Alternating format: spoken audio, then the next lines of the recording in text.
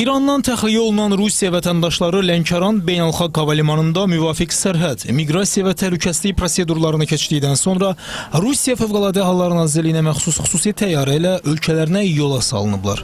Təxliyə olunanların ümumi sayı 126 nəfərdir. Həmin prosesi işıqlandırmaq üçün Real TV-nin çəkiliş qrupu Lənkəran beynəlxalq hava limanında olub və təxliyə mərhələlərini yerində izləyib. Hazırda Lənkəran beynəlxalq hava limanındayıq. İrandan təxliyə olunan Rusiya, Belarus və Qırğızistan vətəndaşları xüsusi avtobuslarla Lənkəran beynəlxalq hava limanına gətiriliblər. 117 Rusiya vətəndaşı, Rusiyanın Tehrandakı səfiri, 7 Belarus və 1 Qırğızistan vətəndaşı Rusiya Fövqəladə Hallar Nazirliyinə məxsus İl-76 təyyarəsi ilə ölkələrinə qayıdırlar.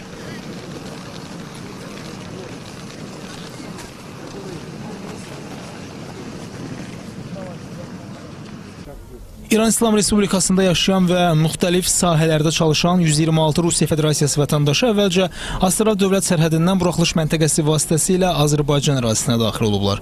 Sərhədi keçdikdən sonra onlar üçün təşkil olunmuş nəqliyyat vasitələri ilə təhlükəsiz şəkildə Lənkəran beynəlxalq hava limanına gəliblər.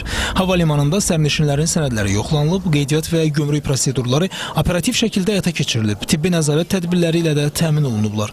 Daha sonra Rusiya Fövqəladə Hallar Nazirliyinin xüsusi reisi ilə onların ölkələrinə yola salınması təşkil edilib. Qeyd edək ki, İsrail və Amerika Birləşmiş Ştatlarının İrana hücumlarından sonra bölgədə təhlükəsizlik vəziyyətinin gərginləşməsi fonunda xarici vətəndaşların Azərbaycan vasitəsilə təxliyəsi həyata keçirilir. Bu prosesdə əsas keçid nöqtəsi kimi Astara dövlət sərhədindən buraxılış məntəqəsi mühüm rol oynayır. Təxliyə əməliyyatı koordinasiya şəraitində reallaşdırılır. Azərbaycan tərəfi humanitar prinsiplərə uyğun olaraq tranzit keçidi və təhlükəsiz daşınmanı təmin edir. Hazırda təxliyə prosesi mərhələli şəkildə davam etdirilir.